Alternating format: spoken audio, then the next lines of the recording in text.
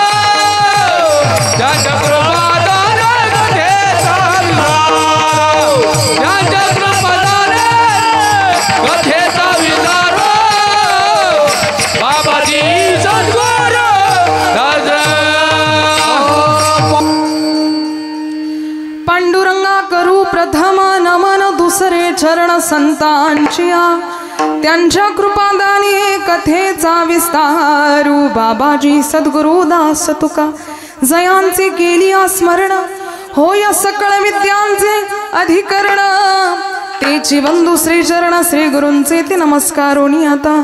ओम नमो ज्ञानेश्वरा करुणाकरा दयाळा तुमचा अनुग्रह लाधलो पावन झालो चराचरी मिकळा कुसरी काहीच नेणे बोलतो वचन ती भाविक एका जनार्दनी तुमचा दास त्याची आस पुरवावी। ध्याये नित्यं पूर्ववेश ललिता कंदर्प लावण्यदा देवी देवगणैरुपाश चरणा कारुण्य रत्नाकरा लीला विग्रहिणी विराजित भुजा स्वच्छंद्र सादिभी भक्तानंद विदायिनीं प्रमुदितां नित्योत्सवां रेणुका माझी रेणुका माऊली कल्पवृक्षाची सावली ओ माझी रेणुका माऊली कल्पवृक्षाची सावली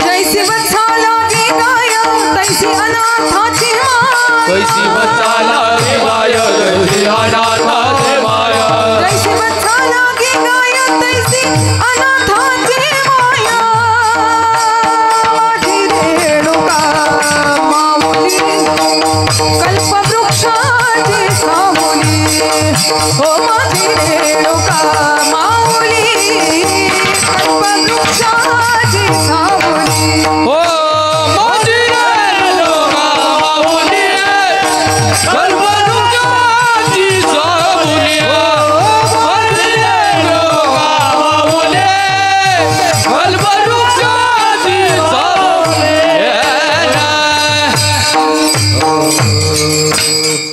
नमो मातृभूमी जिथे जन्मले मी नमो आर्यभूमी जिथे वाढले मी नमो कर्मभूमी जियेच्याच कामी असो देह माझा नमामि नमामि भारत माता की जय जय विठ्ठल विठ्ठल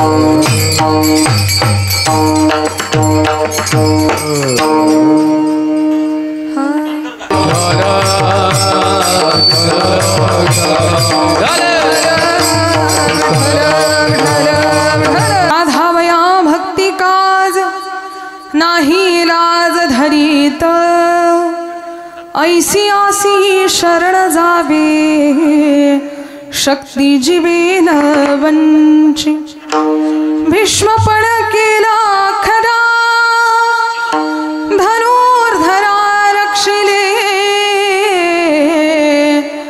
ऐसी आशी शरण जावे शक्ती जीवे न वंची तुका म्हणे साक्ष हाती तो म्या चित्ती धरियला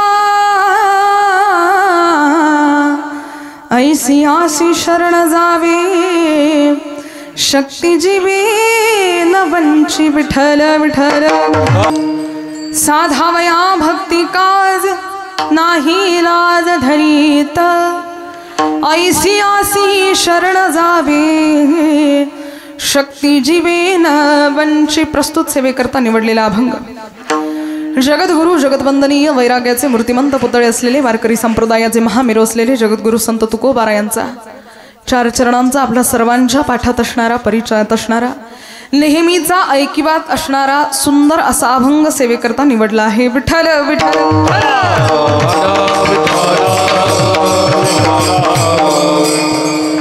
कीर्तनाला सुरुवात करण्याच्या पूर्वी अल्पसा परिहार द्यायचा तो असा संत चरणरजानी पावनानी पवित्र झालेल्या आपल्या या गोहगाव गावामध्ये प्रतिवर्षीप्रमाणे चालत आलेला अखंड हरिनाम सप्ताह यावर्षी सुद्धा पूर्णत्वाला जात आहे पूर्णत्वाला जाताना 9व्या दिवसाची कीर्तन सेवा बरोबर आहे ना मग 5व्या नाही तेच म्हणत होती तुम्ही जागे आहात का एकदा चेक केलं म्हटलं सुरुवातीला चेक करून घेऊ नंतर काही टेन्शन नाही 5व्या दिवसाची कीर्तन सेवा माझ्यासारख्या अल्पज्ञानी पामराच्या वाटेवर आपण सर्वांनी मिळून सुपर्द केली त्याबद्दल आपल्या सर्वांचे ग्रामस्थांचे ट्रस्टी मंडळींचे सर्वांचे ऋण व्यक्त करते विठ्ठल विठ्ठल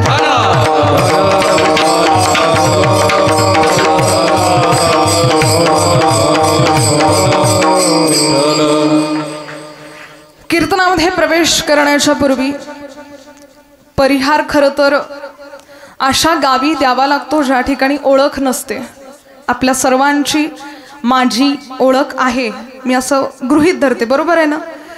ओळख आहे, विशेष काही ओळख देण्याचं किंवा घेण्याचं काम नाही. आपण सर्वजण मला ओळखतात, पण तरीही वारकरी संप्रदायाच्या दंडकाप्रमाणे आपण ज्या शुभमुहूर्तावर या कथेचा प्रारंभ केलेला आहे ते सांगणं गरजेचं आहे. त्यामुळे गेल्या कित्येक वर्षापासून आपण हा अखंड हरिनाम सप्ताह यावर्षी 19व्या वर्षामध्ये आपण सर्वांनी पदार्पण केलं. इतक्या वर्षापासून आपण भगवंताचं गोड नामस्मरण कीर्तन कथेच्या माध्यमातून या ठिकाणी करत आहोत. कथा भागीरथी स्नान जे करीती त्यांचे उद्धरती पूर्वजते, किंवा नाचू कीर्तनाचे रंगी ज्ञानदीप लावू जगी. असं कीर्तन सोहळ्यामध्ये, कथा सोहळ्यामध्ये जे भक्त आर्ततेने भगवंताचं नामस्मरण करतात त्यांच्याजवळ भगवंत गेल्याशिवाय राहत नाही. निश्चितच 19व्या वर्षामध्ये प्रवेश करताना आपल्या सर्वांच्या मध्ये माझा पांडुरंग उपस्थित असेल यात शंका नाही. विठ्ठल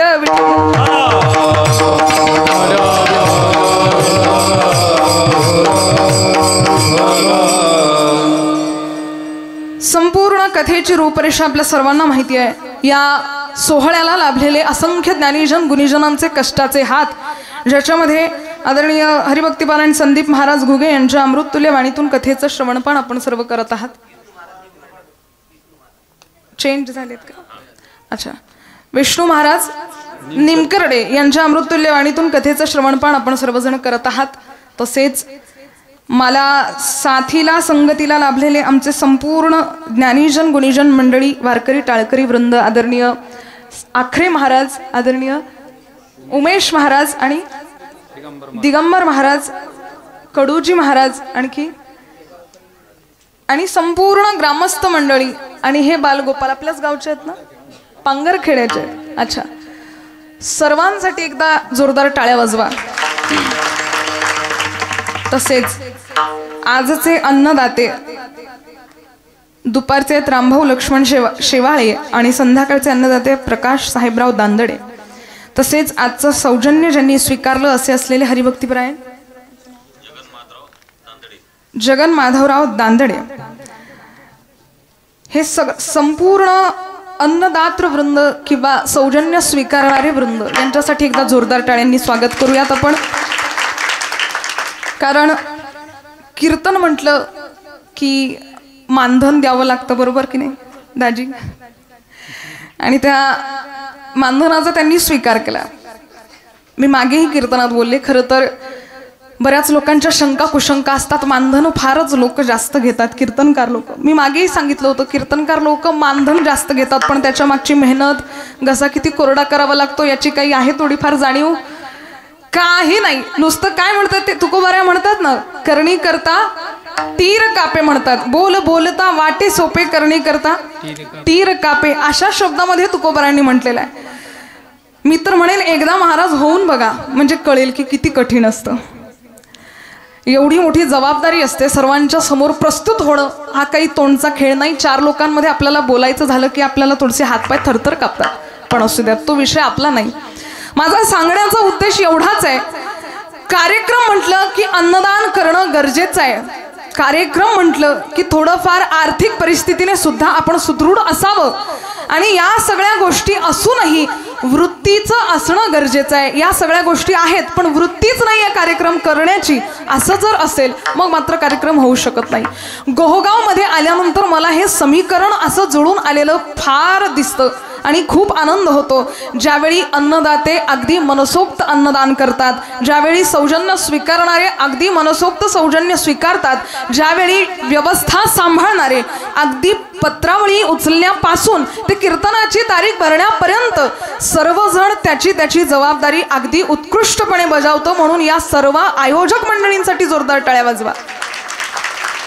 मी नेहमी सांगते, वक्ता श्रेष्ठ आहे, त्याच्यापेक्षा श्रोता श्रेष्ठ आहे, पण श्रोता आणि वक्ता यांच्यापेक्षाही श्रेष्ठ असतो तो आयोजन करता. कारण आयोजन कर्त्यांनी आयोजन केलं तर श्रवणाचा आणि वक्तव्याचा लाभ आहे, आणि जर त्यांनी नाहीच केलं मग मात्र कसलं आलं ऐकणं आणि कसलं आलं कीर्तन म्हणणं गाणं. सर्वांनी आयोजन केलं. आयोजन करते मंडळी, प्रत्येकाचं नाव घेणं मला शक्य नाही, पण माझ्यावर नितांत प्रेम करणारे आपण सर्वच जण आहात. घोगावमधलं खरं तर एकाचं नाव घ्यावं आणि एकाचं सोडावं असं कोणी नाहीच आहे. तुम्ही सर्वजण माझ्यावर अगदी मुलीसारखं प्रेम करतात. त्यातल्या त्यात आमचे डॉक्टर काका, अगदी नितांत मुलीसारखं प्रेम आहे त्यांचं माझ्यावर. आमचे भुसारी काका आहेत, आमचे संतोष भाऊजी दांदडे आहेत, त्यानंतर आमचे दत्ता काका दांदडे आहेत, आमचे सुनील काका आहेत, आणखीही सगळेजण. खरं तर मी आधीच क्षमा मागते, मला प्रत्येकाचं नाव घेणं शक्य नाही, पण आपण जितकेही माझ्यावर नितांत प्रेम करतात अगदी मुलीसारखं. मागच्या वर्षी कीर्तन झालं, त्याच्यानंतर पंचक्रोशीमध्ये सुद्धा कीर्तन झालेत. जवळपासचं जिथेही कीर्तन आहे तिथे घोगाववाले ऑटोमध्ये भरून, ट्रकामध्ये भरून आलेच. कुणासाठी आले? फक्त आपल्या मुलीचे 2 शब्द ऐकावेत, बोबडे बोल ऐकावेत या भावनेने आपण सर्व आलात. मला आठवतं हिवरा गणपतीला सुद्धा बरेच जण आलेत, डोनगावला आलेत, पांगरखेडला आलेत, आज इथे सुद्धा जास्तीत जास्त संख्येने उपस्थित आहेत. विशेष म्हणजे मला असं ऐकायला मिळालं, म्हणे आमच्या महिला मंडळींचा असा आग्रह आहे दीदी की आज 2 वाजेपर्यंत कीर्तन करा.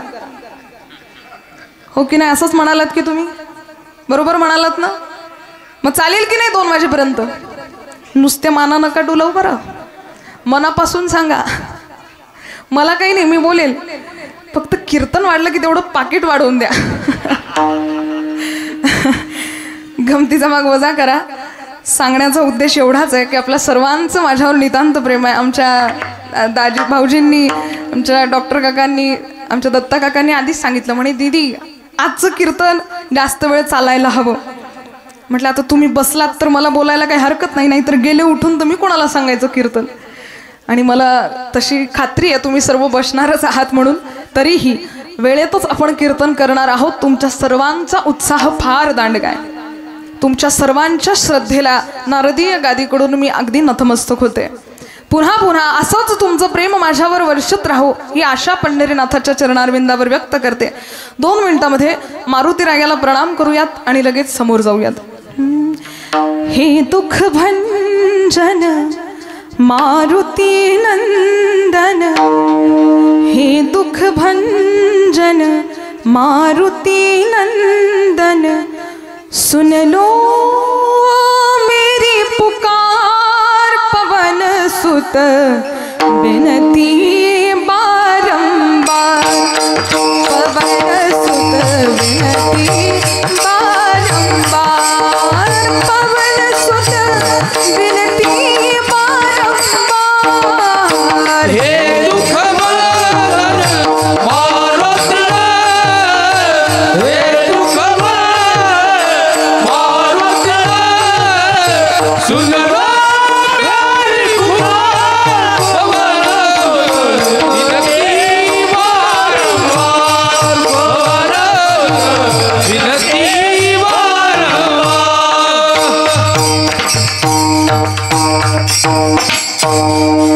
त्यातल्या त्यात आजचं कीर्तन शूट करणारे आमचे हरिभक्त पारायण आमचे दादा गजर, काय दादा नाव? राजा पंढरीचा. राजा पंढरीचा या यूट्यूब चॅनलवर आपलं कीर्तन प्रसारित होणार आहे. आमच्या दादांसाठी एकदा जोरदार टाळ्या वाजवा आणि घरी जाऊन ते चॅनल नक्की बघा. त्यातल्या त्यात आणखी प्रवेश करण्याच्या पूर्वी ज्या शुभ मुहूर्तावर आपण आजचं कीर्तन ठेवलेलं आहे, दुग्ध शर्करा योग असा की आज आपल्या महाराष्ट्राच्या नव्हे संपूर्ण भारताला ज्यांनी छत्रपती शिवाजी महाराजांसारखं रत्न दिलं अशा असलेल्या राष्ट्रमाता राजमाता आईसाहेब जिजाऊंची आज जयंती आहे. खरं तर असं म्हणायला हरकत नाही, माझ्या जिजाऊची पुण्याई कशी आली हो फळाला,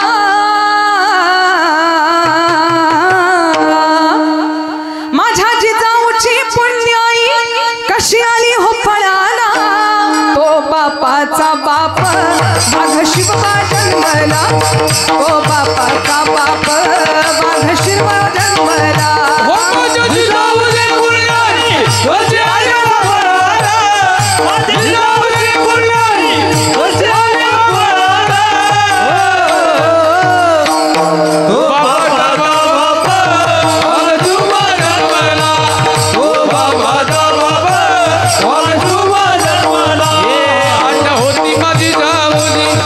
हे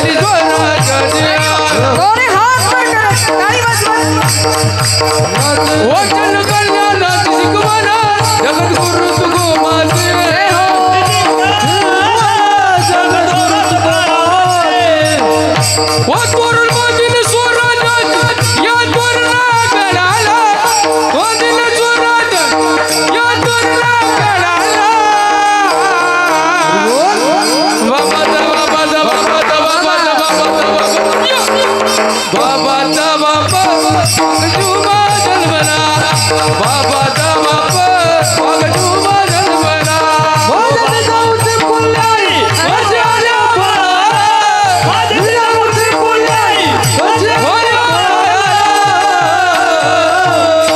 तो बापाचा बाप वागजुमा जन्मला हे बापाचा बाप वागजुमा जन्मला बापाचा बाप वागजुमा जन्मला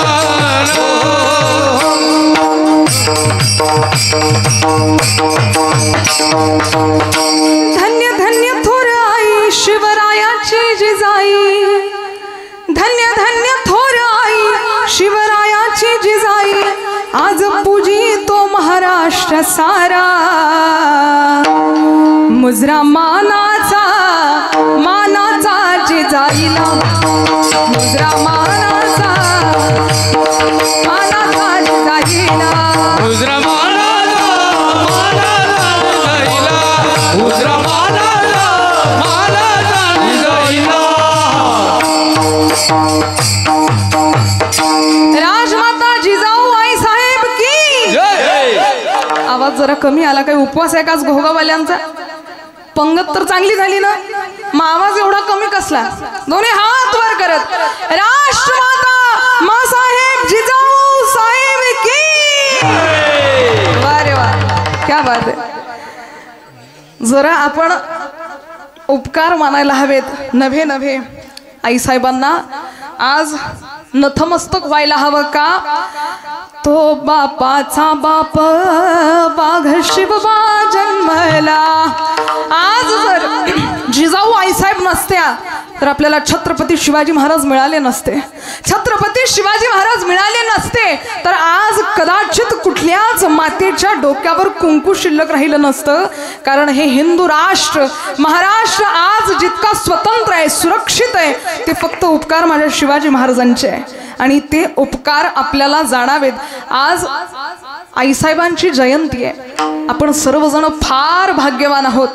बुलढाणा जिल्ह्यातल्याच सिंदखेड राजा लखुजी जाधवांच्या घरी जन्माला आलेल्या आईसाहेब जिजाऊ विवाह झाला शहाजी राजांसोबत. भोसले कुटुंबाची सून बनल्या. काही महिन्यानंतर गर्भधारणा झाली. गर्भधारणा ज्यावेळी आईसाहेबांना झाली त्यावेळी सखी मैत्रिणी विचारायच्या, अगं जिजा काही खावं वाटतंय का, काही प्यावं वाटतंय का, कसले डोहाळे लागलेत सांग, तुला जेही वाटत असेल ते आम्ही तुझ्या समोर आणून प्रस्तुत करू, तू फक्त आज्ञा दे. आजकालची आई असती तर कदाचित डोहाळे सांगितले असते, मला हे खावं वाटतं, मला ते खावं वाटतं. तुम्हाला माहिती आहे की महिला मंडळींचे काय काय डोहाळे असतात. राष्ट्रमाता जिजाऊला ज्यावेळी विचारण्यात आलं, आईसाहेब काय खावंसं वाटतं तुम्हाला, सांगा ना, कसले डोहाळे लागले सांगा, तुम्ही फक्त बोला, तुम्ही बोलायला उशीर कराल पण आम्ही द्यायला उशीर करणार नाही, एकदा मुखातून शब्द काढा, तुमच्या समोर ती वस्तू आणून दिल्या जाईल. आईसाहेबांनी सांगितलं, काही खावं वाटत नाहीये, काही प्यावं वाटत नाहीये. जे मुघल आई आपल्या आया बहिणींची इज्जत काढतायत, अब्रूवर हात टाकतायत, माझा महाराष्ट्र सुरक्षित राहावा असं वाटतंय मला की आत्ताच्या आत्ता घोड्यावर बसावं, हातात तलवार घ्यावी आणि त्या मुघलांचे शिरच्छेद करावे आणि त्यांना मारून टाकावं. हे डोहाळे आईसाहेबांना लागायचे, शत्रूचा नित्पात करण्याचे डोहाळे. गर्भसंस्कार झाले त्या राजावर. ज्यावेळी महाराष्ट्राची सुरक्षितता आईसाहेबांच्या मनात यावी, गर्भसंस्कार व्हावेत. राजांचा जन्म झाल्यानंतर लहानपणीपासून त्यांच्यावर खूप असे संस्कार केलेत.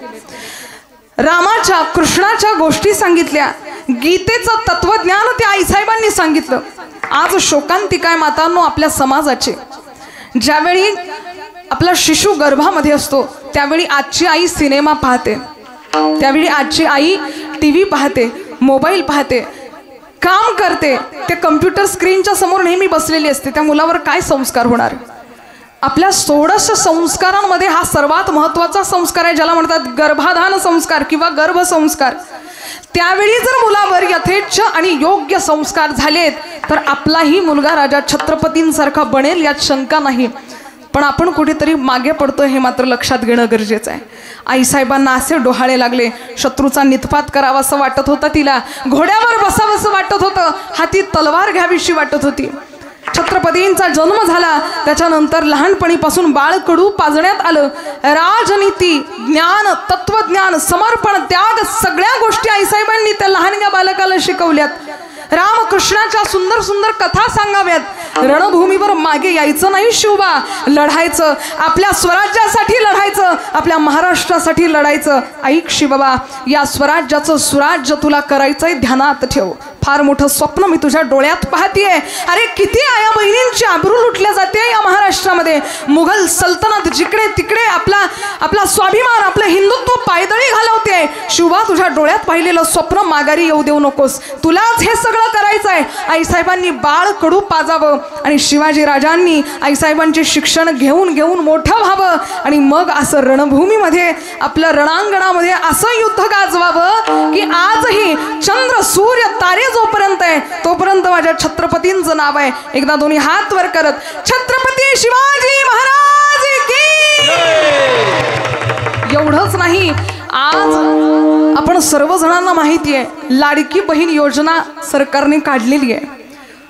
मी प्रत्येक माझ्या कीर्तनामध्ये सांगते, आपल्याला असं वाटतं आज आपण सरकारची लाडकी बहीण झालो, पण तुम्हाला एक खरं सांगू का, गेल्या कित्येक वर्षापासून त्या भावाने आपल्यासाठी रक्त सांडलं.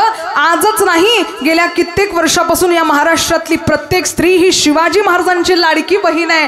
त्या बहिणीचं संरक्षण व्हावं म्हणून माझ्या राजाने रक्त सांडलं. आजही स्वर्गामध्ये सिंहासन थाटून बसलेला तो राजा या लाडक्या बहिणींवर दृष्टीक्षेप टाकत बसलेला आहे, माझी बहीण सुरक्षित राहावी म्हणून. जरा वाजवली तर जोरातही वाजवत जा. त्यावेळी बहिणीचं रक्षण केलं. माझ्या महाराष्ट्रातली स्त्री सुरक्षित राहावी. समोर शत्रूची मुलगी आणून उभी केली, नखशिखांत तिला पाहिलं, पण तिच्यावर वासनेचा डोळा नाही टाकला. तिला सांगितलं, तू एवढी सुंदर आहेस, तुझं नखशिखांत सौंदर्य अगदी वाखाणण्याजोगं आहे. अगं पण तुला पाहून मनात वासना येत नाहीये ग. मनात एक विचार येतोय की तुझ्या उदरातून माझा जन्म झाला असता तर मी किती सुंदर झालो असतो. याचा अर्थ शत्रूच्या छबीमध्ये, शत्रूच्या मुलगीमध्ये सुद्धा आईला पाहण्याचं दृष्टिक्षेप शिवाजी महाराजांनी आपल्याला सांगितलेला आहे. शोकांतिका याची की आज त्याच महाराष्ट्रातला तरुण जागोजागी दारू पिऊन आणि पिचकाऱ्या मारत इकडे तिकडे पडत असतो. हात जोडून विनंती आहे भावांनो, बहिणींनो, फार महान भाग्याने आपल्याला ही भारतभूमी प्राप्त झाली. त्यातल्या त्यात महाराष्ट्रामध्ये आपण जन्माला आलो. ज्या राजाने आपल्यासाठी इतके प्रयत्न केलेत, प्रयत्न जाऊ द्यात, स्वराज्याचं सुराज्य केलं, आया बहिणींच्या अब्रूचं रक्षण केलं, सगळं काही रक्षण केलं, व्यवस्थित केलं. अंगणातली तुळस ज्या राजांच्या फक्त कृपेने सुरक्षित आधी पूर्ण व्हावा, आधी आईसाहेबांचं गुणवर्णन व्हावं आणि नंतर आपण कीर्तनामध्ये प्रवेश करावा. चला 2 मिनिटं आपल्या राजाचं सुद्धा गुणवर्णन करूयात सर्वांनी मोठ्या प्रेमाने.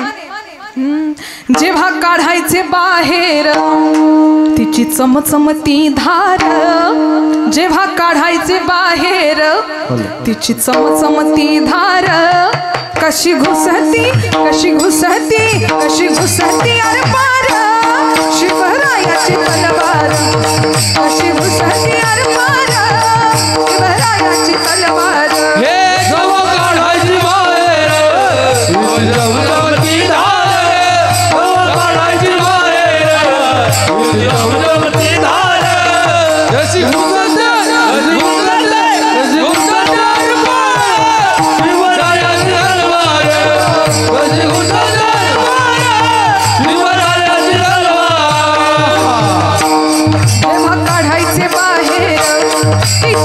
चमचमती धार, जेव्हा काढायचे बाहेर तुझी चमचमती धार, कशी घुसती कशी घुसती कशी घुसती अरे मारा, शिवरायाची तलवार कशी घुसती अरे मारा, शिवरायाची तलवार.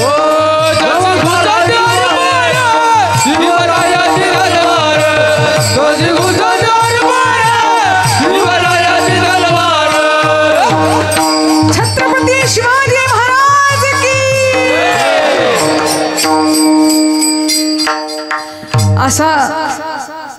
असा त्या राजांना आईसाहेबांनी जन्म दिला आणि त्यांच्याच भूमीमध्ये आपण जर जन्माला आलो तर हे आपल्यासाठी एक महान भाग्य आहे.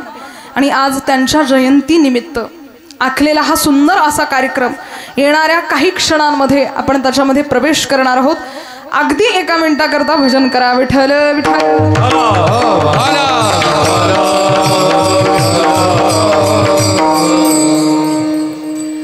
अशा जिजाऊ आईसाहेबांना त्रिवार मानाचा मुजरा आपण करूयात आणि कीर्तनामध्ये प्रवेश करूयात. आज सप्ताहाचा 5वा दिवस. साधावया भक्ती काज नाही लाज धरीत ऐसी आसी शरण जावे शक्ती जीवेन वंचित. तुकोबारा यांचा ऐकिवात असलेला सर्वांच्या पाठात असलेला उत्कृष्ट असा हा अभंग आहे. प्रत्येकाच्या ऐकिवात आहे आणि मुद्दाम सेवेकरता निवडला. जवळ असलेलं दुर्लक्षित केला जातं म्हणून थोडासा त्याच्यावर चिंतनाचा जोरा आपण टाकूयात. नेमकं कसलं काम तो भक्तासाठी करतो, कसा धावत येतो, या गोष्टीवर आपण चिंतन करूयात. विठ्ठल विठ्ठल.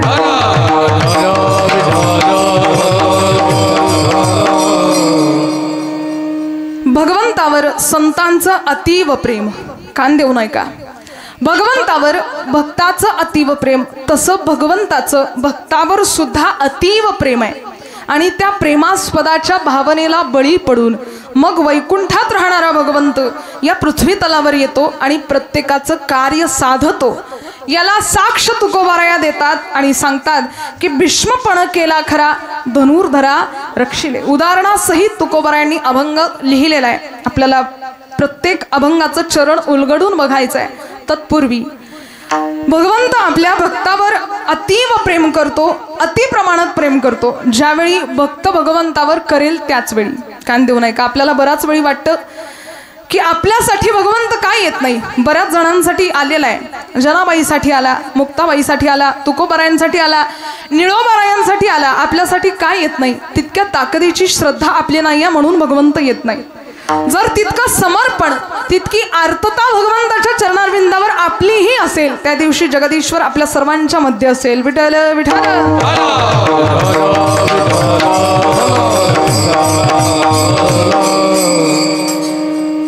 सूरदास महाप्रभू वर्णन करतात.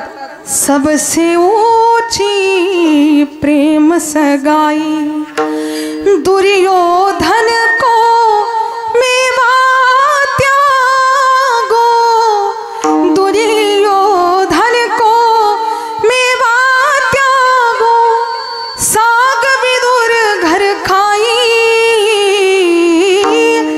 साग विदुर घर खाई. सबसे ऊंची प्रेम सगाई, प्रेम के वश अर्जुन रथ हा क्यों भूल गए ठकुराई. सबसे ऊंची प्रेम सगाई, सबसे ऊंची प्रेम सगाई. कान देऊ नये का? भगवंताला तुम्ही कसे दिसताय, कुठल्या रंगाचे वस्त्र घातलेले आहे, तुमच्याकडे संपत्ती किती आहे, तुमच्याकडे पैसा किती आहे, तुमचा बंगला किती मोठा आहे, तुमच्याकडे शेत किती आहे, काही गरज नाहीये. भगवंत फक्त भावाचा भूकेला आहे. तुमच्या अंतःकरणामध्ये तिळा एवढं जरी त्याच्याविषयी प्रेम असलं तरी तुमच्यासाठी तो धावून आल्याशिवाय प्रेमाचा भूकेला, प्रेमाचा भूकेला, थोर प्रेमानं भूकेला, थोर प्रेमाचा भूकेला, हो थोर प्रेमाचा भूकेला, थोर प्रेमाचा भूकेला, थोर प्रेमाचा भूकेला, थोर प्रेमाचा भूकेला.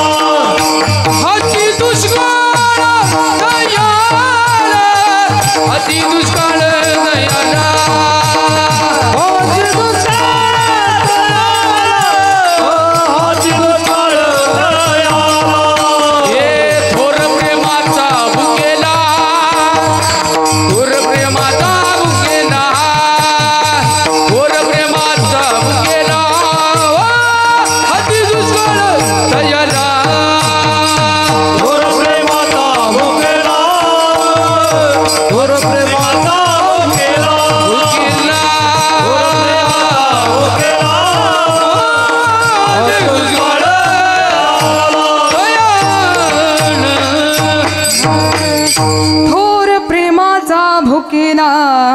तोची दुष्काळ तयाला.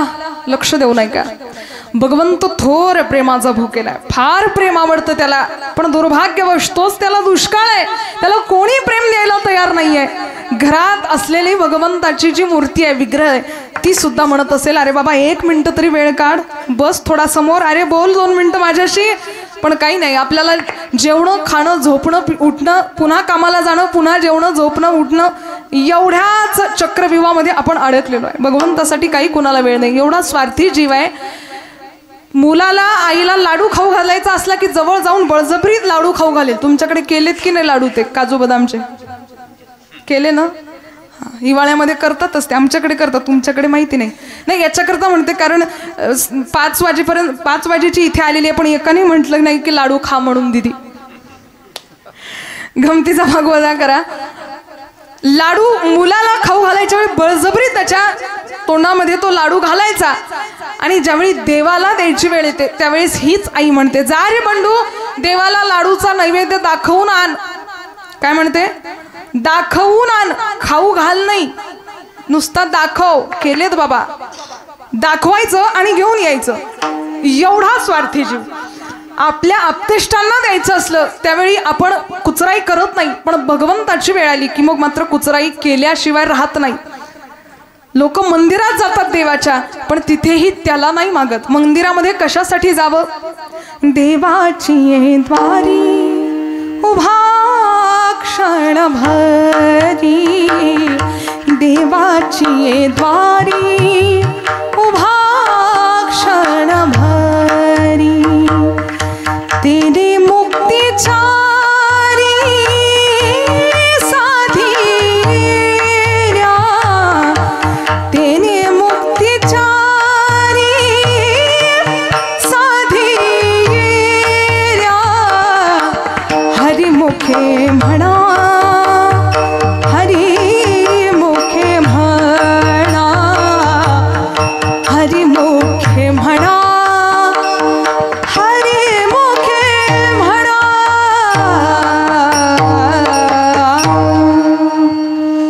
भगवंताच्या देवळामध्ये जावं. कशासाठी? क्षणभर थांबावं. जास्त वेळ नाही म्हणत, क्षणभरासाठी थांबावं. अरे तेने मुक्तीचारी साधियेल्या. ज्ञानोबरायांनी स्वतः साधना केली, पण या साधकाला एवढंच सांगितलं, हरिमुखे म्हणा, हरिमुखे म्हणा, काही नको करू बाबा. न लगती सायास जावे वनांतरा. अरे सुखे येतो घरा नारायण. एक काम कर, ठाईच बैसोनी करा एक चित्त आवडी अनंत आळ बाबा. काय केलं करायचं सांगितलं ना, जागीच बसा, पण भक्ती करा. भक्ती विना पशु कशासी वाढला, भक्ती विना पशु कशासी वाढला, सट्टविने नेला कैसा नाही,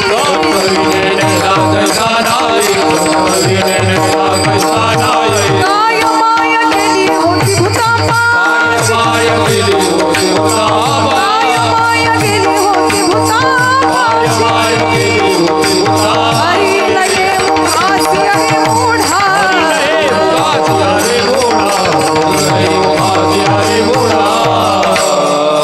ज्ञानोबरायांनी फार सुंदर भाषेत सांगितलं बाबा, हरिमुखे म्हणा.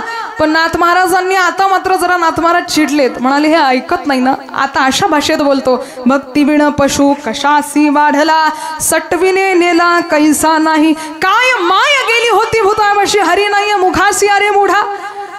मग जरा रागावले, चिडलेत. अरे सांगितलं ना बाबांनो, ठाईच बसा आणि हरी कीर्तन करा, अरे नामस्मरण करा, जरा भगवंतावर प्रेम करा. अरे तुम्ही कणभर द्या, तो खूप मोठं दिल्याशिवाय राहणार नाही, पण आपण कणभर सुद्धा समर्पण करायला त्याच्या ठिकाणी तयार नाही होत. क्षणभरासाठी त्याच्या देवळामध्ये जावं. 4ही मुक्ती आपल्या पदरामध्ये भगवंत टाकायला तयार आहे, पण कोण जाईल, कसं जाईल? अहो इतका सुंदर माझा चैतन्याचा गाभा पंढरपुराला उभा आहे, त्याला पाहायला आपलं रिकामपण सुद्धा नाही आहे. इतका सुंदर. बाकी तुम्ही कुठल्याही क्षेत्रावर जा, भगवंत कुठल्या ना कुठल्या व्यस्ततेमध्ये आपल्याला आढळेल. आपण सर्वजण बाबांसोबत यात्रेला गेलेले आहात, रामेश्वरला गेलेत, कधी जगन्नाथपुरीला गेलेत, कधी वृंदावनला गेलेत. जागोजागी जाऊन तीर्थक्षेत्रावर पाहिलं तर भगवंत काही ना काही व्यस्ततेमध्ये आहेत, पण एक मात्र वाट पाहे उभा भेटीची आवडी कृपाळू तातडी उतावीळ एक मात्र पंढरपूरचा भगवंत कटेवर हात ठेवून विटेवर उभाय कशासाठी भक्ताची वाट पाहण्यासाठी उभा भाविकासाठी उभा भाविकासाठी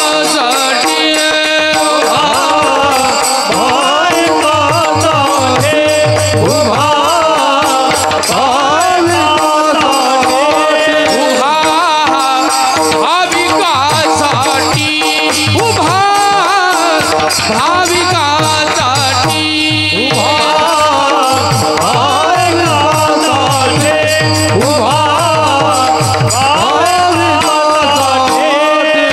ओ विठू कैवल्याचा गावा आ विठू कैवल्याचा गावा उभा भाविकासाठी उभा भाविकासाठी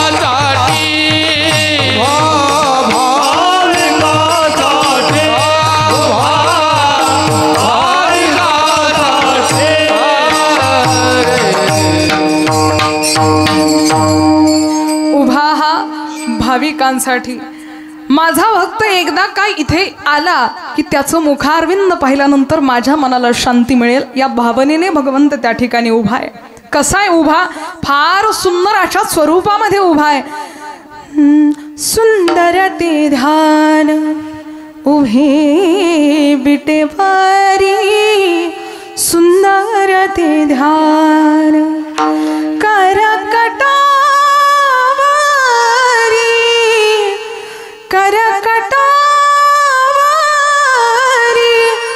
ठेवोनिया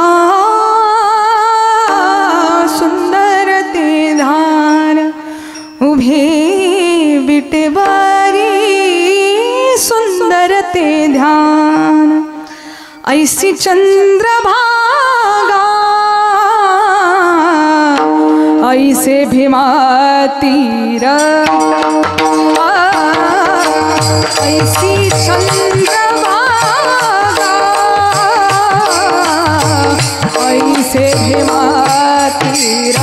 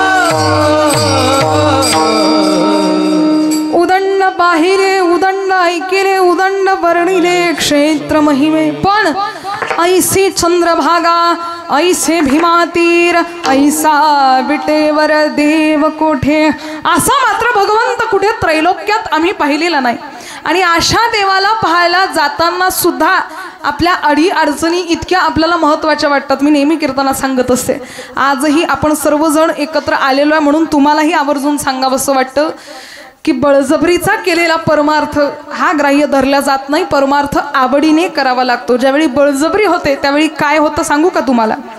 सांगू का? आहात ना जागी? गेला नाही ना अजून घरी? इथेच थांबा, थोडा वेळ थांबा। बळजबरी केली की मग काय होतं? या शेजारणीनं बरं नाही केलं ग बया.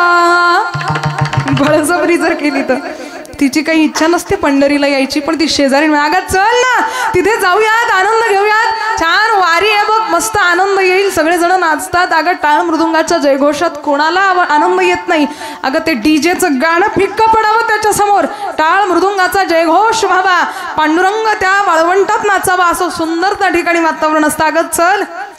शेवटी स्वप्नामध्ये भगवंत जातात तिच्या, तिची शेजारी नसते आणि तिला म्हणतात अगं बाई ती शेजारची म्हणते तर जरा चल ना पंढरीच्या वारीला. ती काय म्हणते पांडुरंग रायाला, आली महिन्याची बारी तारांबळ माझ्या घरी, तारांबळ माझ्या घरी, कशी येऊ सांगा सांगा पांडुरंगा, कशी येऊ सांगा सांगा पांडुरंगा. हे तर गहू हरभऱ्यानं आतल्या कणग्या भरल्या दोन, हे तर गहू हरभऱ्यानं सोयाबीन आतल्या कणग्या भरल्या दोन, त्याची राखण करील कोण, कशी येऊ सांगा सांगा पांडुरंगा, कशी येऊ सांगा सांगा पांडुरंगा. आता तिने पांडुरंगाला सुद्धा असं कारण द्यावं, सांग ना देवा कशी येऊ, गहू हरभऱ्यानं कणग्या भरल्या दोन, आता तूच सांग कशी येऊ. पांडुरंग म्हणे बाई तू तुझं पाद बैस, काही येऊ नको, इथूनच मी तुझंच दर्शन घेतो आणि जातो माघारी. तरी दुसऱ्या दिवशी शेजारणीनं हट्ट केलाच, म्हणे अगं तुला साक्षात्कार झाला, पांडुरंग आला होता तुझ्या स्वप्नात, तू सांगतेस ना, चल ना मग, इतकी कशाला कुचराई करते, चल माझ्यासोबत. कशी बशी निघाली. हे बघ बाई त्रास नको व्हायला. अगं काही त्रास होणार नाही, आणि झाला जरी तरी वारकऱ्याच्या अंगामध्ये सहनशीलता असावी. अगं चल. हिने घेतले 2-3 लुगडे आणि कशी बशी गेली बळजबरी हिच्या सोबत. आणि तिथे रस्त्यात गेल्यावर आता मात्र ऊन पाऊस वारा लागणारच, तेवढं थोडंफार सहन केलं.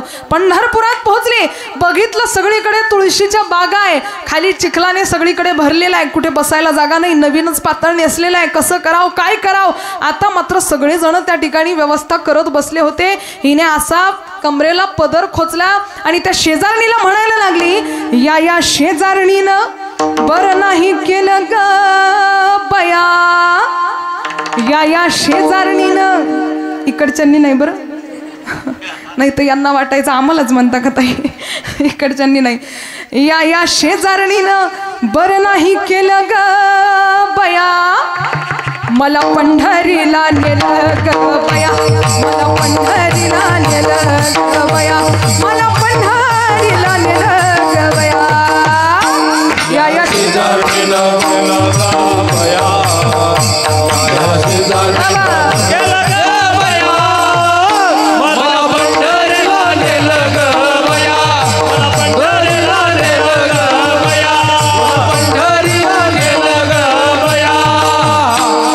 ती तिथे गेली आणि मग म्हणते, या पंढरपुरामध्ये तुळशीच्या बागा, या पंढरपुरामध्ये तुळशीच्या बागा, आणि तिथे कुठेच नाही बसायला मला जागा. कुणी केलं? या शेजारणीनं, हा या शेजारणीनं बरं नाही केलं ग बया, मला पंढरीला नेलं ग बया, मला पंढरीला नेलं ग. टाळी वाजवत.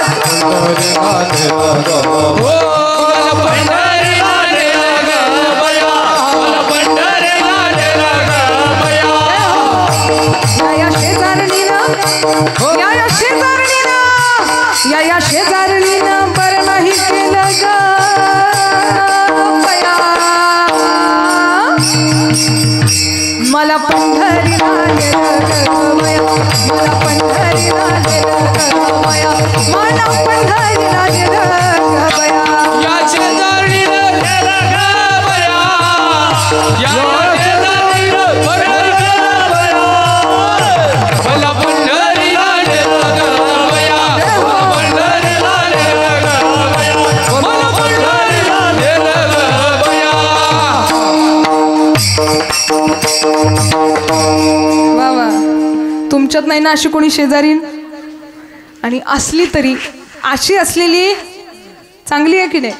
आणि जी म्हणत असेल की शेजारच्या गल्लीमध्ये भांडणं सुरू आहेत, चल एवढे बघून येऊ, असं म्हणणारी असेल तर नको, पण जी म्हणेल की चल पंढरीची वारी करू, पांडुरंगाचं दर्शन घेऊ, अशी शेजारीण कधीही चांगली आहे.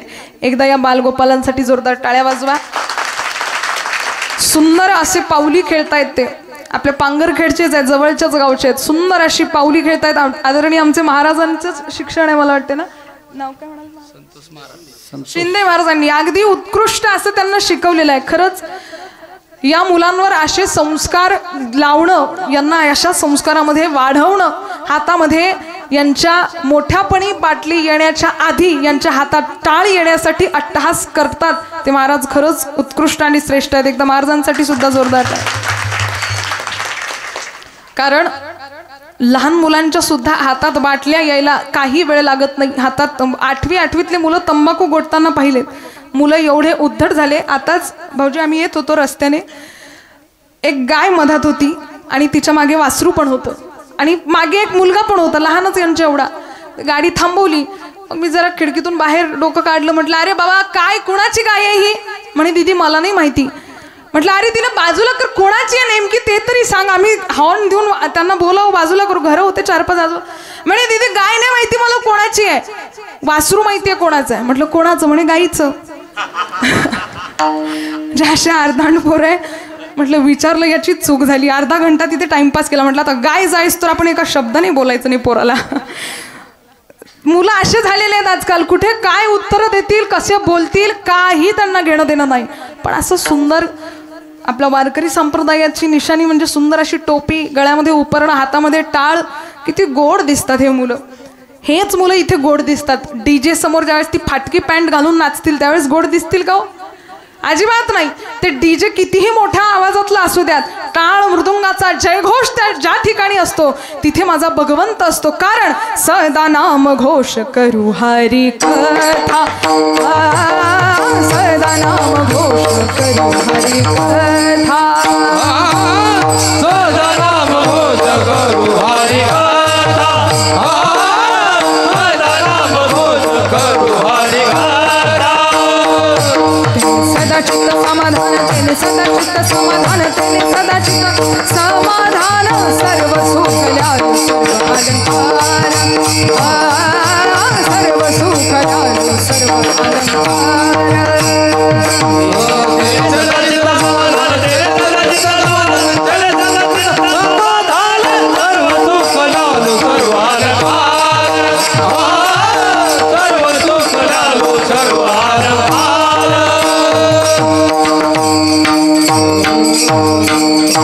ज्या ठिकाणी नामघोष आहे, ज्या ठिकाणी भगवंताचं चिंतन चालतं, तिथे माझा भगवंत आल्याशिवाय राहत नाही. तो मी वैकुंठी नसे, वेळू एक भानुबिंबी न दिसे, वर योगियांचे ही मानसे उमरुडनिया जाय, परितया पासी पांडवा मी हरतला गे वसावा, जेथ नाम घोष बरवा करीती ते माझा. भजनात विठू डोलतो, कीर्तनी विठू नाचतो, भजनात विठू डोलतो, कीर्तनी विठू नाचतो, दंगून जाई भक्तांचा पाहुनी लळा, दंगून जाई भक्तांचा पाहुनी लळा, देव माझा विठू सावळा, देव माझा विठू सावळा. माळ त्याची माझी या गळा, देव माझा विठू सावळा. कसा आहे तो? साजी रे रूप सुंदरा,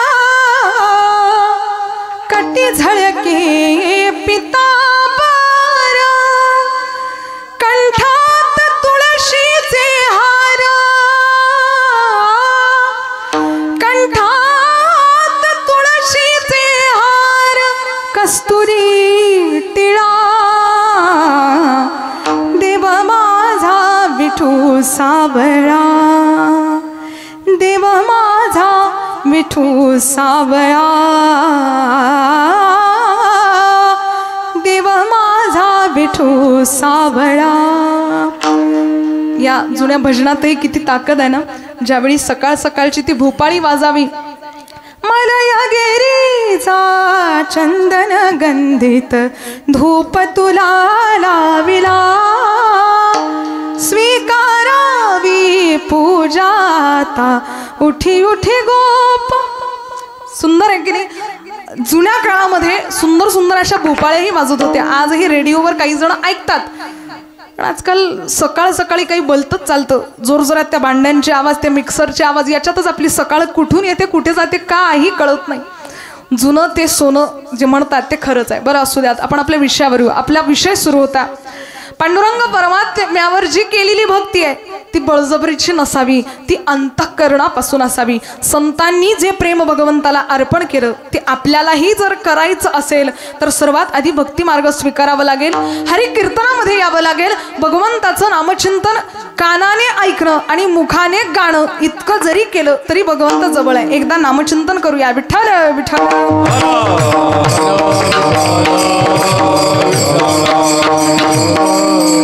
म्हणून अशा खूप संतांना भगवंत मिळाला, आपल्यालाही मिळेल, पण तितक्या ताकदीचं समर्पण असणं गरजेचं आहे.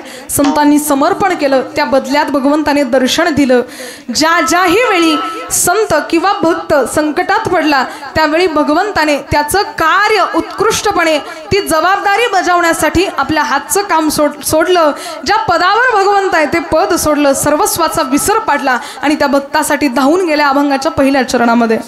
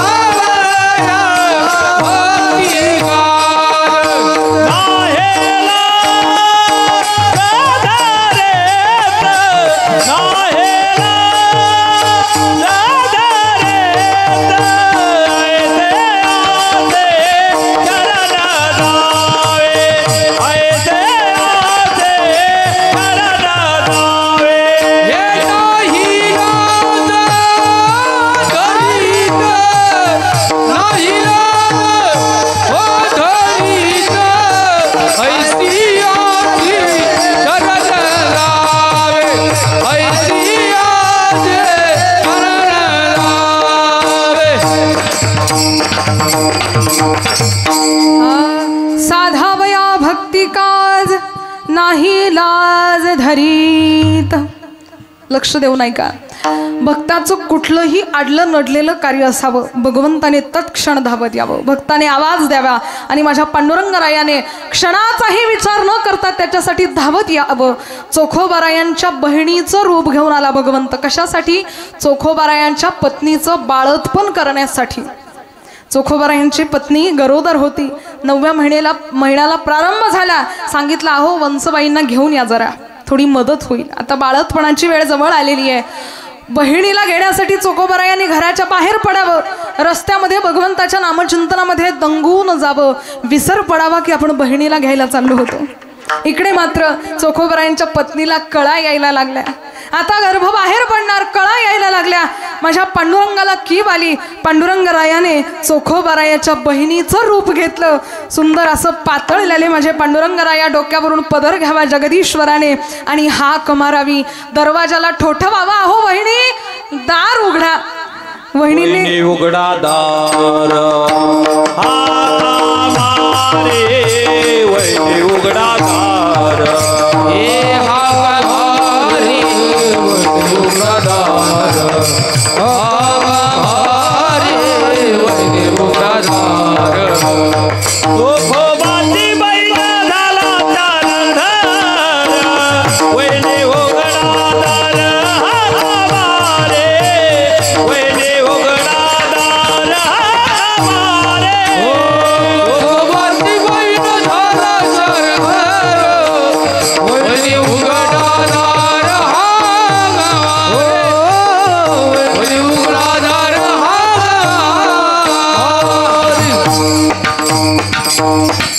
चोखोबाची बहीण झाला शारंगधर, वहिनी उघडा दार हाका मारी. भगवंताने हाक मारावा, वहिनीने दार उघडावं, आतमध्ये जावं. पांडुरंगरायाने चोखोबारायांच्या पत्नीचं बाळातपण केलं आणि बाळातपण झाल्यानंतर इकडे चोखोबारायांना जाग आली, अरे आपण बहिणीला घ्यायला गेलो होतो, कसं काय झालं.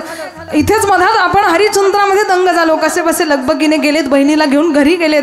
इकडे मात्र जे पांडुरंगराया बहिणीचं रूप घेऊन आले होते, पटकन वहिनी कुंकू लावा, निघायचंय लगेच.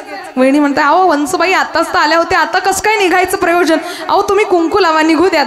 वहिनीने कुंकू लावा, पांडुरंगारे निघून जावं आणि मग चोखोबारायने खरी खुरी बहीण आणावी आणि सांगावं, अगं ही खरी बहीण आहे.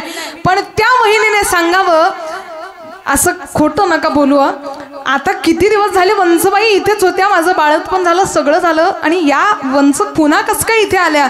त्यावेळी चोखोबारायांना कळावं, जी पहिली बहीण आली होती ती कोणी साधी सोपी नव्हती, साक्षात विटेवरचा भगवंत माझ्या बहिणीचं रूप घेऊन आला होता. म्हणून साधावया भक्ती काज नाही लाज धरीत.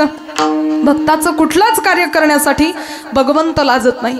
ज्या रूपात यायचं आहे त्या रूपात समोर येतो.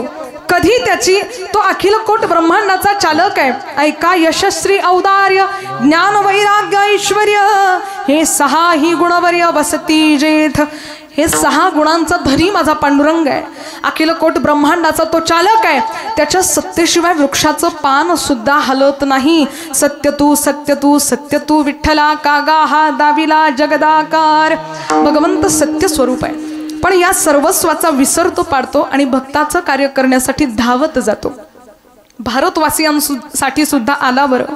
ज्यांना वाटत असेल पांडुरंग येत नाही, रामचंद्र येत नाही, भगवान कृष्ण येत नाही, त्यांना मात्र विश्वासाने सांगावं, 500 वर्षापासून त्याला ये ये म्हणत होतो, त्याला कीव आली आणि 22 जानेवारी 2024ला माझा भगवंत आला. साधा सुद्धा नाही आला, सिंहासन थाटलं आणि एकदाची त्या ठिकाणी प्राणप्रतिष्ठा झाली. त्या दिवशी सगळ्या 500 वर्षांच्या दिवाळ्या एकदाच भारतभूमीमध्ये साजऱ्या झाल्यात. स्वर्गातल्या देवाला सुद्धा आनंद झाला असावा, स्वर्गामधून सुद्धा त्या दिवशी पुष्पवृष्टी झाली असावी. मला या गोष्टीचं स्मरण याच्याकरता होतंय मातांनो, कारण हीच ती वेळ आहे नाही का. 10-11 जानेवारीपासून भगवंताच्या पूजनाला सुरुवात झाली. 22 तारखेला मग अभिषेक वगैरे झाला. आपल्या सर्वांना माहिती आहे, उपवास तापास सगळ्या अर्चना सुरू झालेल्या आहे आता काल परवापासूनच. कितीतरी वर्षाची प्रतीक्षा केली होती, आली ना भगवंताला क्यू. त्याने डावललं नाही भारतवासियांना. एक वेळ अशी होती ज्यावेळी शबरीने प्रतीक्षा केली आणि माझे भगवंत त्या ठिकाणी गेलेत. शबरी माता रोज म्हणायची, जब मेरे राम जी का आवन होगा, शबरी के कुटियों का पावन होगा. आएंगे जब राम जी मैं आसन पे बैठाऊंगी, मीठे मीठे बेर अपने हाथों से खिलाऊंगी. पूजा की थाली में चंदन होगा, शबरी के कुटिया का पावन होगा.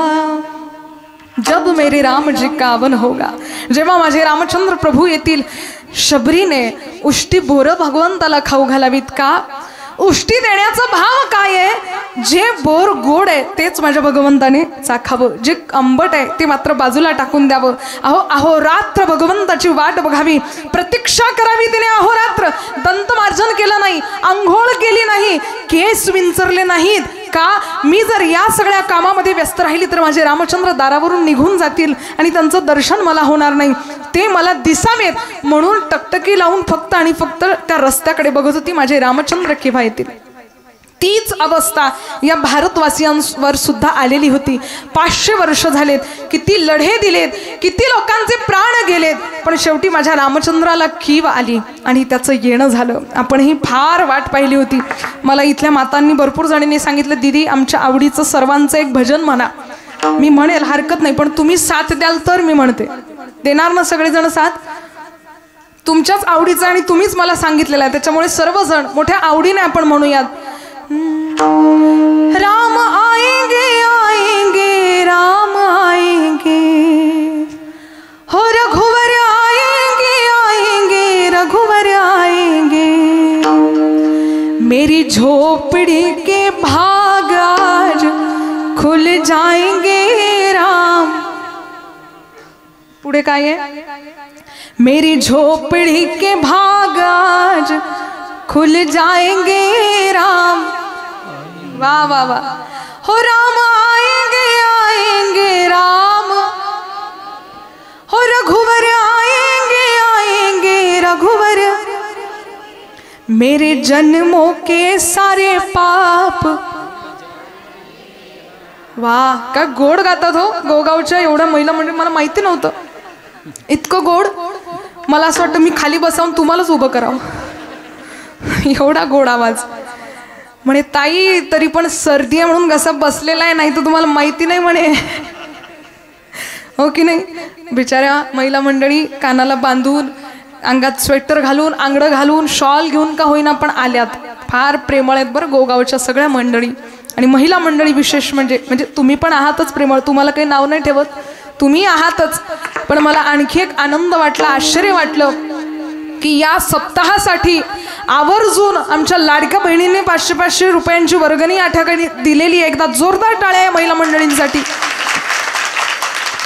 अहो प्रपंचासाठी तर भरपूर जणांनी खर्च केले हो, पण परमार्थासाठी खर्च करणं एवढं सुंदर हृदय या मातांचंच असू शकतं। आमचा सप्ताह चांगला व्हावा याच्यासाठी या मातांनी केलेला अट्टहास खरंच कौतुकास्पद आहे आणि गौरवान्वित आहे ही गोष्ट। नाहीतर बऱ्याच जणांनी 500-1500 रुपये आले म्हणून साडी घेतली, 3000 आलेत म्हणून पैठणी घेतली, एक म्हणाली आणखी थोडा वेट करते, 4.5 आले की जास्त चांगली पैठणी घेईल, एक म्हणाली 9000 आले की येवल्याची पैठणी प्युअर घेईल पण पैठणीच घेईल। पैठणीसाठी पैसे जपून ठेवले। पण काय गोगावच्या महिला मंडळी आहेत, आमच्या सप्ताहासाठी आमची सुद्धा वर्गणी लागावी। काय म्हणे फुकटचे तर फुकटचे, पण देवाच्या कारणी लागतायत ना। मस्त, खूप आनंद वाटला मला या गोष्टीसाठी। त्याच्यानंतर सोयाबीन सुद्धा आणणं सुरू आहे या ठिकाणी, नाही का।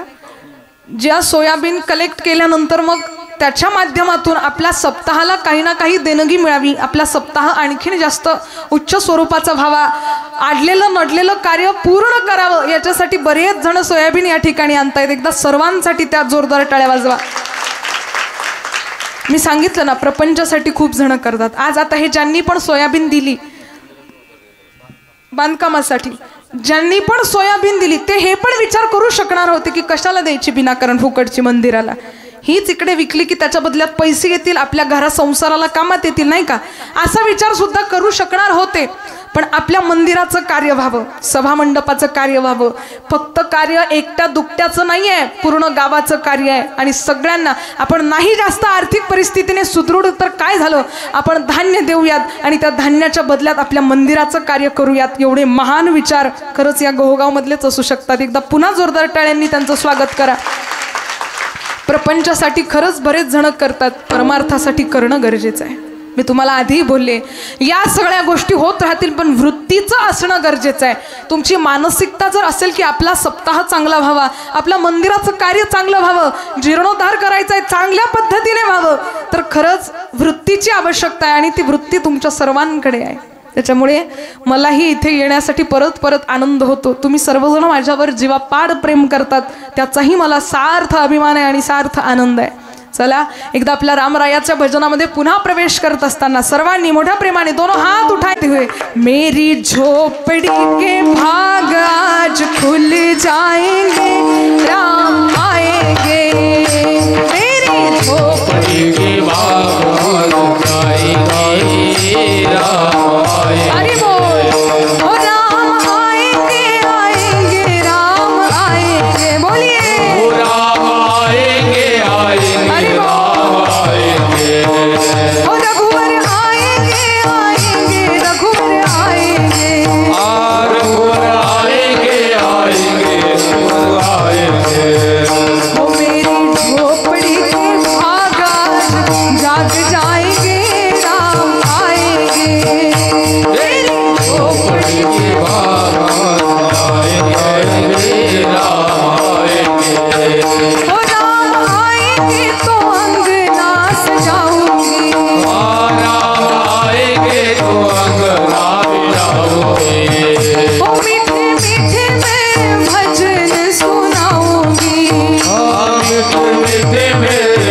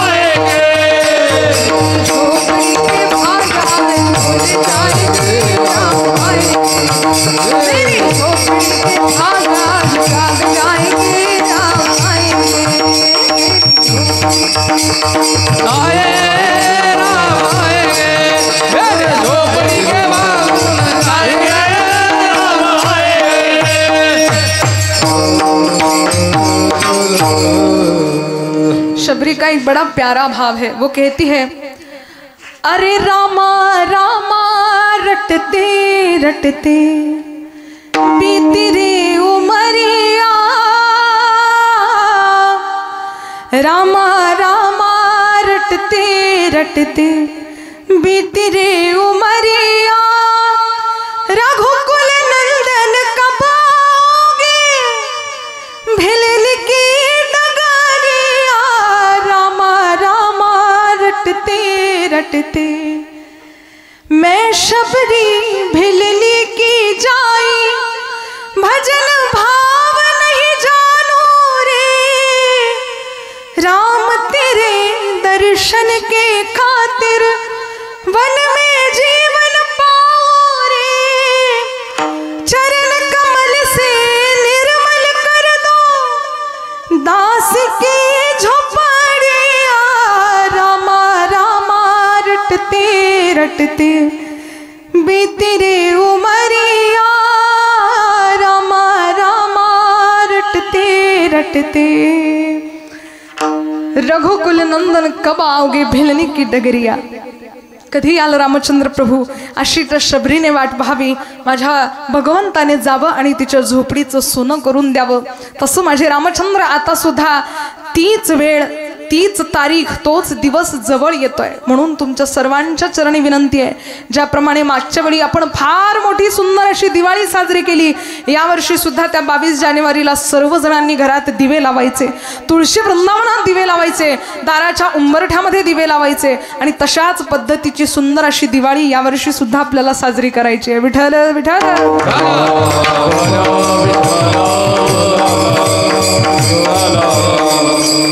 असा भगवंत जो कधीच भक्ताला माघारी पाठवत नाही, त्याच्या दारावर गेल्यानंतर तो कधीही आपली झोळी भरवून देतो, म्हणून अशा देवाला शरण जा। अभंगाच्या दुसऱ्या चरणामध्ये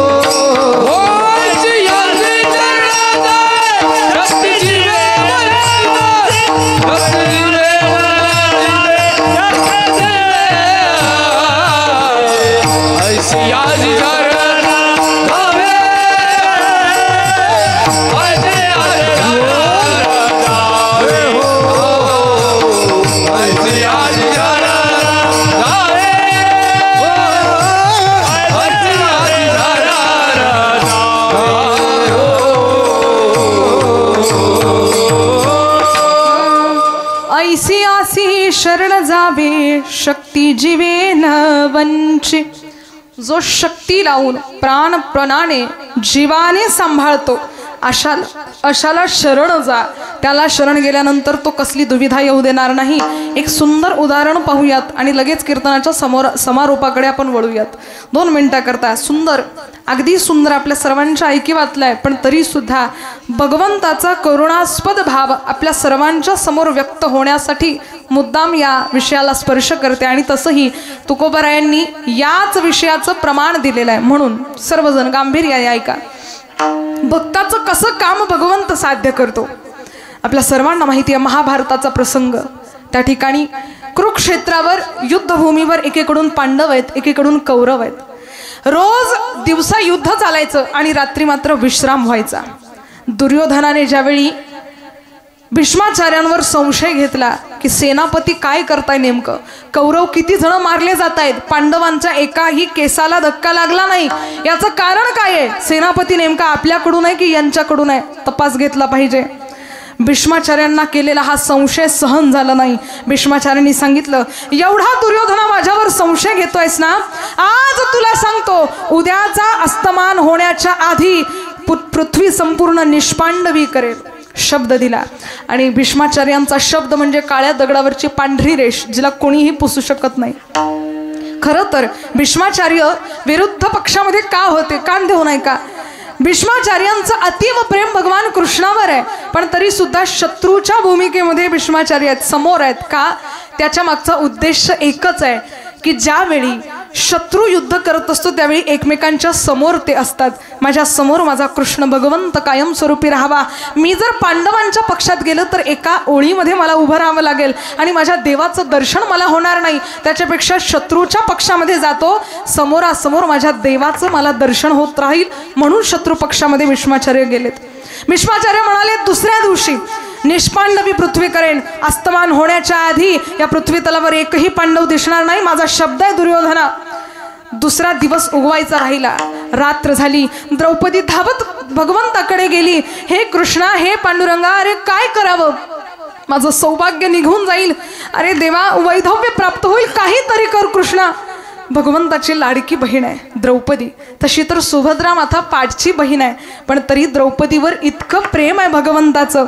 म्हणतात ना, भर जरी ग पितांबर दिला फाडून, द्रौपदीसी बंधू शोभे नारायण, द्रौपदीसी बंधू शोभे नारायण, सुभद्रा कृष्णाच्या पाठची बहीण.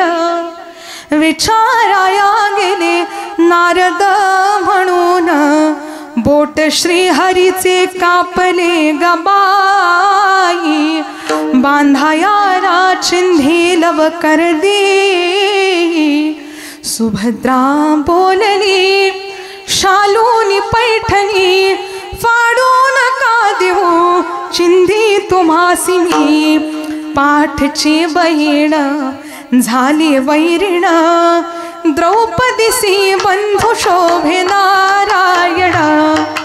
द्रौपदी बोलली, हरीची मी कोणा, परी मला त्याने मानली बहीण, काळजाची चिंधी फाडून देईन, येवढे तयाचे माझ्यावरी ऋण. वसले देऊन प्रभू राखी माझी लाज, चिंधीसाठी आला माझ्या दारी हरियाज, चिंधीसाठी आला माझ्या दारी हरियाज. त्रैलोक्य मोलाचे वसन दिले फाडून, द्रौपदीची बंधू शोभे नारायण. प्रेमाची लक्षण भारी विलक्षण, जैसी जाची भक्ती तैसा नारायण. रक्ताच्या नात्याने उपजेना प्रेम, पटली पाहिजे अंतरीची खुण. धन्य तोची भाऊ धन्य ती बहीण, प्रीतीची करीती जगेला भाविण. वसने देऊन प्रभू राखी माझी लाज, चिंधीसाठी आला माझ्या दारी हरियाज. आता नाही वाजवणार टाळ्या. जुनं गाणं आहे ना, फार जुनी रचना आहे, श्यामची आई मधलं सुंदर अशी रचना आहे, तुमच्या सर्वांच्या पाठात असावी, तुम्ही सर्वांनी ऐकलेली आहे म्हणून तुम्हाला सांगितलं. असं द्रौपदी मातेचं सुंदर असं प्रेम भगवंतावर. पाठची बहीण सुभद्रा होती, पण तरी भगवंतावर द्रौपदीचं प्रेम आणि द्रौपदीचं सुद्धा भगवंतावर प्रेम, अशी असलेली ती सुंदर अशी सांगड. कान देऊ नका, लगेच आपण दृष्टांत संपवूयात. द्रौपदी माता धावत गेली, जगदीश्वरा तूच वाचवू शकतोस, आता काय करावं सांग. भीष्माचार्यांनी सांगितलं, पितामहांनी सांगितलं, निष्पांडवी पृथ्वी करेन. अरे देवा, माझ्या सौभाग्याचं रक्षण कर. भगवंत म्हणाले, द्रौपदी चिंता करू नकोस, माझ्यासोबत चल, रात्री आपण एक काम करूयात. भगवंताने मध्यरात्र झाली, द्रौपदीचा हात पकडला, चल द्रौपदी, एक काम करायचंय. निघालेत भीष्म पितामहांच्या कक्षाकडे. दोघही जण निघालेत. माता द्रौपदीच्या पायाच्या चपलांचा, जोड्यांचा आवाज यायला लागला. जोड्यांचा आवाज येत होता. भगवंत म्हणतात, पायातले जोडे माझ्याकडे दे. भगवंताने माता द्रौपदीच्या पायातले जोडे काढावे आणि हाताशी धरावेत. दोघही जण गेलेत, कक्षाच्या बाहेर उभे राहिलेत. द्रौपदीच्या कानात देव काहीतरी बोललेत, जा द्रौपदी, मी सांगितलं तेवढं कर. आणि अंगावर काळी घोंगडी अंथरली आणि तिथेच बसलेत माझे भगवंत. माता द्रौपदी आतमध्ये गेली. आतमध्ये भीष्माचार्य ध्यानस्थ बसलेले, डोळे बंद आहेत. आतमध्ये गेली आणि भीष्माचार्यांना वाकून बांगड्या वाजवून नमस्कार करते. भीष्माचार्यांनी अजून डोळे उघडले नाही, पण बांगड्यांचा आवाज आला, याचा अर्थ दर्शन करण्यासाठी कुणीतरी स्त्री आली म्हणून आशीर्वाद दिला. अखंड सौभाग्यवती भव असं म्हणताच क्षणी द्रौपदी मातेने विचारलं, पितामह, या जन्मात की पुढच्या जन्मात? म्हणता बरोबर खाडकन डोळे उघडले भीष्माचार्यांनी. द्रौपदी, तू कसं काय आलीस इथे? कुणी हे कार्य तुझ्याकडून करून घेतलं? सांग मला, कसं काय झालं हे? द्रौपदी माता मात्र थरकाप व्हायला लागला अंगाचा. नाही भीष्म पितामह, मी खरंच नाही, माझ्या सोबत एक माझा नौकर आलेला आहे, आम्ही दोघंच जण आलेलो आहे. भीष्माचार्यांनी जाणलं, कोण आहे तो नौकर मला सांग, मला माहिती आहे, मला शाश्वती आहे तो कोणी सामान्य नौकर नसावा, चल मला घेऊन चल, कोण आहे तो दाखव. द्रौपदी माताचं अंग थरथर कापायला लागलं, संपूर्ण अंगाला घाम आला.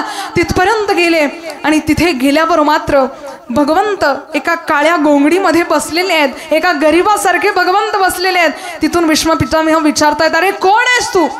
भगवंताने सांगितलं, विठ्या म्हणतात मला, विठ्या. जसा भगवंताचा आवाज ऐकला, भीष्माचार्यांच्या डोळ्याला धारा लागल्यात. खाडकन घोंगडी बाजूला केली. घोंगडी बाजूला करता बरोबर हातात असलेले जोडे थाडकन खाली पडलेत. त्या जोड्यांकडे भीष्माचार्यांची नजर गेली. दोन्ही डोळ्यांमध्ये धारा आहे आणि त्या द्रौपदीला सांगतायत, द्रौपदीच्या डोक्यावरून हात फिरवतायत भीष्माचार्यांनी, सांगतायत, द्रौपदी, अगं तुझ्या पायातल्या जोड्याचं जो रक्षण करतो तो तुझ्या सौभाग्याचा जोडा कसा बरं तुटू देईल? द्रौपदी, तुझ्या पायाच्या जोड्यातलं याने रक्षण केलं, पण देवा कशाला रे एवढा अट्टहास? देवा, काय एवढं गरिबासारखं सोंग करतोयस आणि विठ्या म्हणून घेतोय स्वतःला? हे जगदीश्वरा, करुणा कर. आज तुला एक सांगतो देवा, तू माझी प्रतिज्ञा भंग केलेली आहेस. उद्या रणभूमीमध्ये मी तुझी सुद्धा प्रतिज्ञा भंग करेल. भगवंताची प्रतिज्ञा होती, न धरी शस्त्र करी मी, गोष्टी सांगेन युक्तीचा आचार. उद्या तुझी सुद्धा प्रतीक्षा मी भंग करून दाखवेल कृष्णा, एवढं लक्षात ठेव. भगवंताने स्मित हास्य केलं, काही हरकत नाही, भक्तासाठी माझी प्रतिज्ञा गेली तरी मला काही हरकत नाही. दुसऱ्या दिवशी रणभूमीवर युद्धाला सुरुवात झाली. 27 किलोमीटरचं ते संपूर्ण अंतर. भगवंत रथावर सारथी झालेले आहेत, मागे अर्जुन बसलेले आहेत. जिकडे रथ जाईल तिकडे भीष्माचार्यांचा बाण जायचा. आता मात्र अर्जुन घाबरून गेले, देवा काय करायचं आहे? या म्हाताऱ्याला सांग आता देवा, याने जर असेच बाण सुरू ठेवले तर मग मात्र पांडवांचं काही खरं नाही. भगवंताने जाणलं, खाली रथाच्या उडी मारली. रथाचं चाक भगवंताने हातात घेतलं आणि धडधड करत धावत निघालेत त्या भीष्माचार्यांकडे. भीष्माचार्य खाली बसलेत, हातातले शस्त्र अस्त्र सगळे गळून पडलेत. दोन्ही डोळ्याला धारा लागल्यात आणि हात जोडून भगवंताला सांगतायत की देहांत काले तुम सामने हो, बंसी बजाते मुरली सुनाते, यही गीत गाते मैं तननाथ त्यागो, गोविंद दामोदर माधवेती. इतना तो करना स्वामी जब प्राण तन से निकले, गोविंद नाम लेके तब प्राण तन से निकले. श्री गंगा जी का तट हो, यमुना का वंशवट हो, मेरा सावरा निकट हो, तब प्राण तन से निकले. असं सुंदर मरण देवा कुठे मला मिळावं, तू समोर असावा आणि या भीष्माने देह त्यागावा, असं मरण मला मिळालं. म्हणून भीष्म पण केला खरा धनुर्धरा रक्षिले. भीष्माचार्यांचं पण सुद्धा खरा केला आणि धनुर्धराचं अर्जुनाचं रक्षण सुद्धा माझ्या पांडुरंग परमात्म्याने कृष्ण भगवंताने केलं. त्याच भगवंताचं 2 मिनिटं नामचिंतन करूयात. विठोबा रखुमाई असा भगवंत मी सदंतर चित्तामध्ये धारण केला. त्याचंच नामस्मरण करत अख्खं आयुष्य आपल्याला व्यतीत करायचं आहे. तो धावत येतो यात शंका नाही. नेमका या अभंगाचा अर्थ असाच असेल का मला माहिती नाही, पण तुकोबारायांचं सुद्धा वाङ्मय फार कठीण आहे, तितकंच विस्तृत आहे, तितकंच गोडही आहे.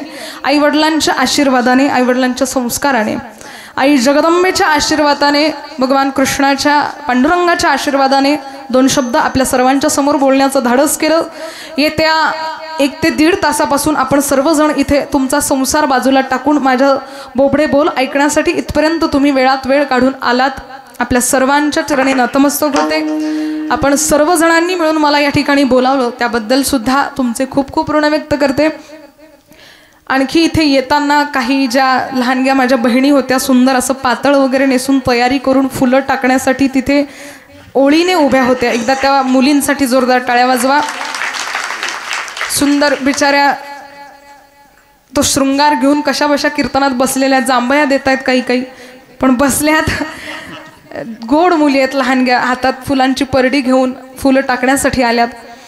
मातांनो, माझ्या सर्व मातांच्या चरणी एकच मी विनंती करेल, आपण खरंच फार महान भाग्याने या महाराष्ट्राच्या भूमीमध्ये जन्माला आलेलो आहोत. आपला आदर्श म्हणजे राजा शिवछत्रपती आहेत, मासाहेब जिजाऊ आहे. आपल्या मुलींना घडवताना त्यांना हेच संस्कार द्या. डोक्याला कुंकू आणि अंगभर वस्त्र घालून बाहेर निघ. आपल्या बापाची आपल्याला मान राखायची आहे, मान ताठ ठेवायची आहे.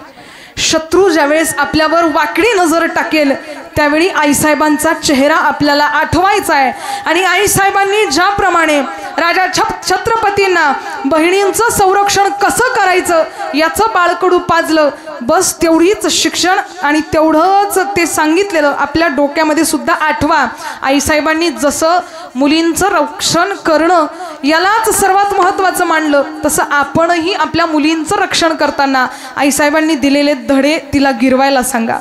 समोरून येणारा प्रत्येकही मुलगा आपला भाऊ आहे, अशाच पद्धतीने त्याच्याशी वागणूक ठेव. उगाच कोणाकडे डोळे वर करून बघू नको, समाजामध्ये फार हसू नको, व्यवस्थित कपडे घाल.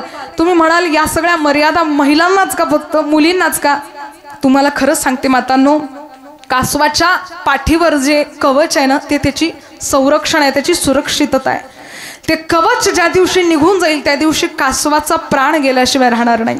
म्हणून मुलींना एवढीच माझी आतड्याने विनंती आहे, तळमळ आहे की मुलींनो व्यवस्थित वागा. आपल्या अंगावरचे वस्त्र म्हणजे आपली सुरक्षितता आहे, आपलं कवच आहे. ते वस्त्र हालडोल करायला नको. अंग प्रदर्शन करणं आजकाल फार शहरी भागामध्ये फार ही विस्तृत परिस्थिती झालेली आहे, विक्षिप्त परिस्थिती झालेली आहे. प्रत्येक मुलींना माझी एवढीच विनंती आहे, आपण जिजाऊंच्या लेकी आहोत, त्याचा आपल्याला सार्थ अभिमान असावा. आपल्या जिजाऊंनी शिवबांना घडवलं आणि या महाराष्ट्राचं संरक्षण केलं, त्याच पद्धतीने आपल्याला सुद्धा वागायचं आहे. नकाव पातळ नेसू तेवढं, पण निदान अंगभर वस्त्र तरी घाला, एवढी तरी आपल्याला जाणीव असली पाहिजे. बापाच्या आईच्या कर्तृत्वाची जाणीव असली पाहिजे. म्हणून सर्वांच्या चरणारविंदावर विनंती करेल, आपल्या मुलींना चांगले संस्कार द्या, मुलांना चांगले संस्कार द्या. या मुलांना इथवर आलेलं बघून मला आनंद झाला. गोहगाव मधले काही लहान मुलं सुद्धा इथे ऐकण्यासाठी आलेत. एकदा त्यांच्यासाठी सुद्धा जोरदार टाळ्या वाजवा. हे लहान मुलं सगळे आता खऱ्या अर्थानं राम मंदिर जेव्हापासून झालं तेव्हापासून असं म्हणायला अजिबात हरकत नाही की घर घर में अब एक ही नाम जय श्री राम. घर घर में अब एक ही नाम, एक ही नारा गूंजेगा.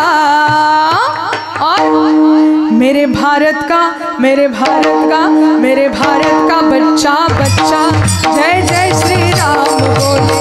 मेरे भारत का बच्चा बच्चा जय जय श्री राम. हर हर में अब एक ही नाम जय श्री राम.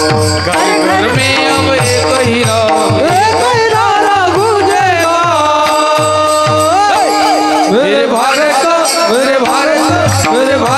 बच्चा बच्चा जय जय श्री राम बोलेगा मेरे भारत का बच्चा बच्चा जय जय श्री राम बोलेगा जय जय श्रीराम. जेवण झालंच नाही वाटते आज तुमचं. मला तर असंच वाटतंय बाबा, पोटाला खळगी बसली आहे का? जेवण झालंय ना पद्धतशीर? अरे आपल्या रामचंद्राचं नाव आहे, जरा जोराने ताकदीने घ्या. जय जय श्रीराम. छत्रपती शिवाजी महाराज की, राष्ट्रमाता जिजाऊ माता की. वा रे वा, असा आनंद पाहिजे. किती